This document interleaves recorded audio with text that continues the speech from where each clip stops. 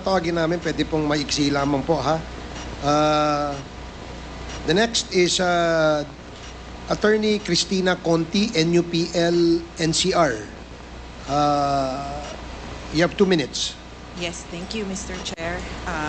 Mr. Chair, Your Honors, we are here as lawyers, advocates, and supporters of victims of extrajudicial killings during the time of President Rodrigo Duterte.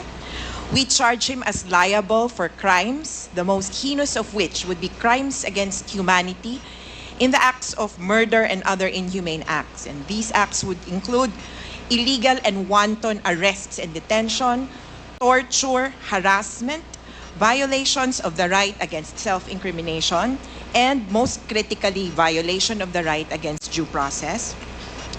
He is liable under the principle of command responsibility as the most senior leader, as the commander and the superior authority over police and other state security forces.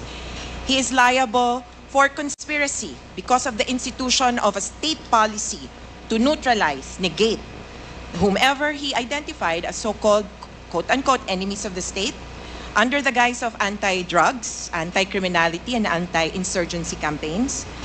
He is liable as a principal by inducement or a principal by indispensable cooperation, having ensured that these killings and these crimes are committed with horrifying impunity. Your Honor, kasama ko po ngayon ang mga parang sinakluban ng langit at lupa noong panahon na yon.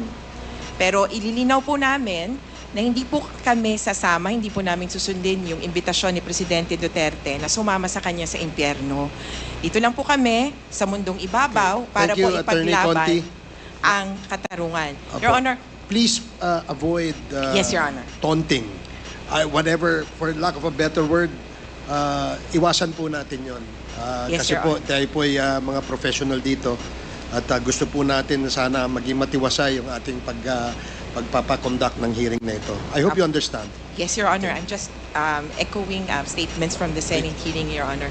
But anyway, ang para po sa amin, wala pong kapatawaran kung walang katarungan at walang katarungan kung walang katotohanan. Kaya ito pong pagkakataon na ito ay para po malaman kung bakit ang quote-unquote war on drugs, gera laban sa droga, naging massacre ng mahihirap.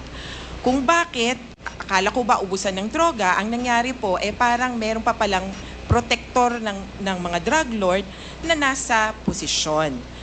At nandito po ang ating mga biktima para isalang po sa ating pong komite at sa investigasyong ito kung ano nga ba ang tunay na nangyari at kung sino ba ang dapat managot. Maraming salamat po, Mr. Salamat Chair. po. Salamat po, Attorney Conti. Ang susunod po na magsasalita ay si Miss Christine Pascual. 2 minuto lamang po, Mrs. Kung maaari. Magandang umaga po sa inyong lahat. Ako po si